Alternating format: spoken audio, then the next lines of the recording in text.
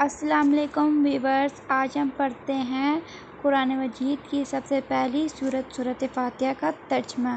میرے چینل پہ آپ کا خوش آمدید۔ الحمدللہ رب العالمین، تمام تعریفیں اللہ کی ہیں جو تمام جہاں کا پروردگار ہے۔ آئیں اس کی آیت کی تفصیل پڑھتے ہیں۔ اگر آپ کسی عمارت کی تعریف کریں تو در حقیقت وہ اس کے بنانے والے کی تعریف ہے، لہٰذا اس کائنات میں جس کسی چیز کی تعریف کی جائے وہ بالآخر اللہ تعالیٰ ہی کی ہوتی ہے، کیونکہ وہ چیز اس کی بنائی ہوئی ہے۔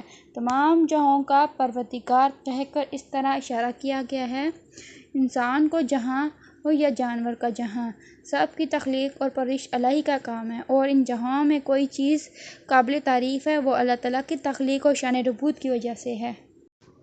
الرحمن الرحیم، جو سب پر مہربان ہے، بہت مہربان ہے۔